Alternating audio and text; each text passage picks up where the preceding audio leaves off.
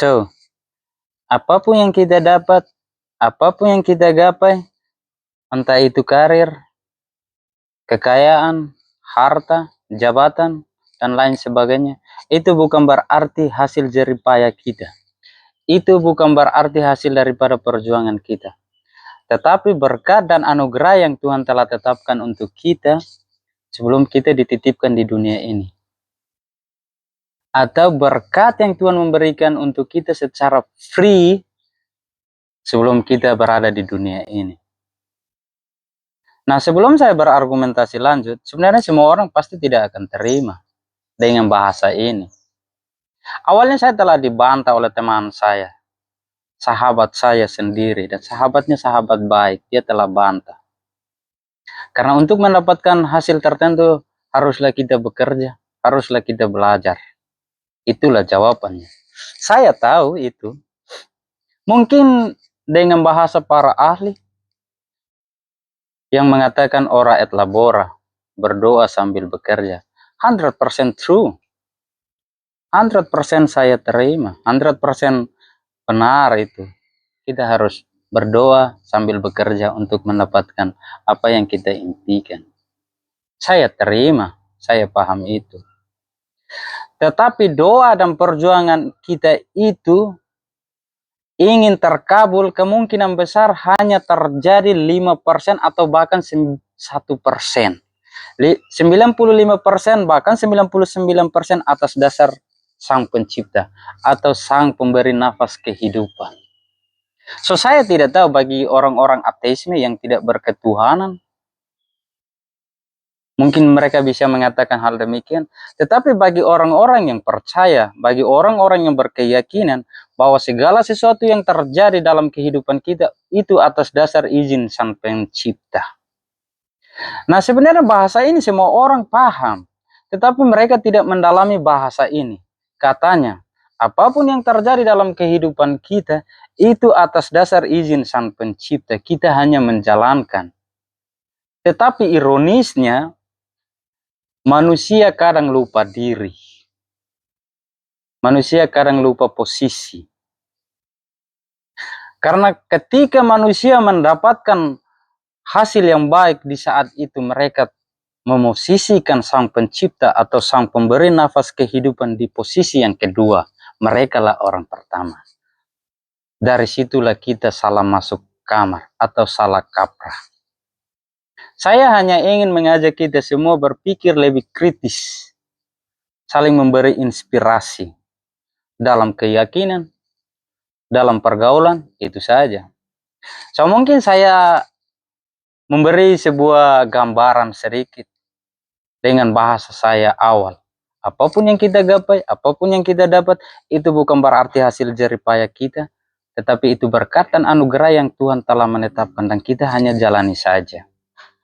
Dan semua orang juga berpendapat dengan saya, katanya semua yang kita miliki adalah titipan Tuhan. Nah, semua orang sebenarnya paham bahasa ini, tetapi mereka tidak mendalami bahasa ini. Nah, mungkin saya kasih ilustrasi. Seseorang ingin menjadi pintar, ingin menjadi kaya, maka haruslah belajar dan bekerja. Ya, itu fine. Memang kita harus belajar dan harus bekerja. Ironisnya begini, ketika Anda belajar, bekerja, mendapatkan hasil yang tidak memungkinkan, di saat itu penentunya adalah Tuhan. Katanya Anda bekerja keras, bekerja 24 jam tetapi tidak kunjung kaya-kaya. Katanya Anda belajar giat pagi, siang, sore, malam, tetapi sampai hasil akhir, terima raport atau segalanya, Anda tidak mendapat juara. Dan Anda mengatakan itu adalah kehendak Tuhan, Tuhan yang menentukan. Itulah ironisnya.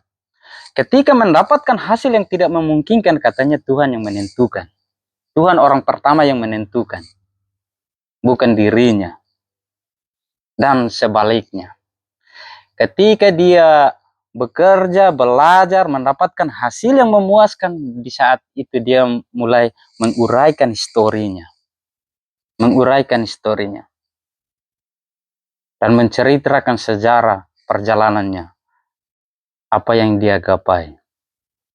Itulah Kadang manusia lupa. Ketika dia mendapatkan hasil yang baik, maka dia bercerita. Ini semua saya dapat, ini semua saya gapai karena hasil kerja keras saya, karena hasil perjuangan saya, karena saya.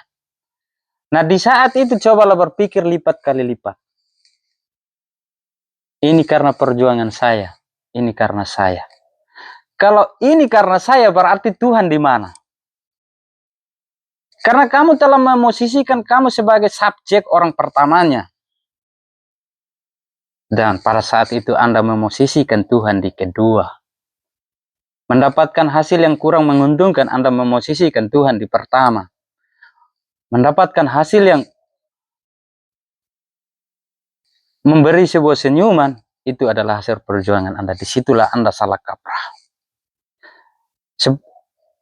Pada awalnya saya telah mengatakan, hasil perjuangan kita, hasil usaha kita, terjadi kemungkinan besar hanya 5% atau bahkan 1%. Tetapi semuanya adalah kehendak Tuhan. Entah itu baik atau buruk, itu adalah kehendak Tuhan. Anda bekerja menjadi seorang yang kaya, itu bukan karena hasil usaha Anda, tetapi berkat yang Tuhan telah menetapkan untuk kamu. Jadi di sini saya mengajak kita, cobalah memosisikan Tuhan itu di pihak yang pertama, bukan kedua. Kita hanya tim pelengkap, kita hanya menjalankan saja. Semuanya telah ditetapkan oleh Dia.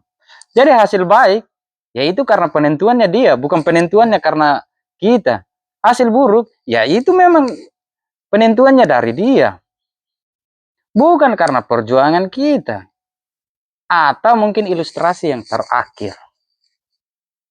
Seseorang ingin menjadi sarjana. Dan setahu saya ingin menjadi seorang sarjana dalam jenjang bangku kuliah mungkin 4 tahun atau bahkan 5 tahun. Dan Anda di situ menuntut ilmu. Ketika Anda menjadi sarjana dalam 4 tahun atau 5 tahun, maka dari situ Anda uraikan. Berterima kasih kepada Tuhan, berterima kasih kepada sesama. Dan dari situ Anda mulai menguraikan histori perjalanan Anda menjadi seorang sarjana. Katanya ini adalah perjuangan saya selama 4 atau 5 tahun. Karena ini hasil kerja keras saya. Anda menguraikan. Katanya Anda hasil kerja keras Anda. Dan Anda memosisikan Tuhan di kedua. Dan saya ingin menegaskan sekali lagi. Bila Tuhan atau Sang Pemberi nafas kehidupan kehendaki, jangankan 4 tahun, 5 tahun. Sampai 50, 100 tahun pun bila Dia tidak kehendaki, Anda tidak akan kelar-kelar menjadi seorang sarjana. Jadi mungkin sampai di sini semua orang sudah paham. Bahwa kita hanya pelengkap, kita hanya menjalani saja. Hasilnya Tuhan yang menentukan. Bukan kita, bukan daripada hasil perjuangan kita. Hasil perjuangan kita itu hanya ingin melengkapi 5% atau 1% saja. Tetapi sisanya adalah kehendak Sang Pencipta, Sang Pemberi nafas kehidupan. So mungkin dari sini semua orang sudah paham. Terima kasih banyak.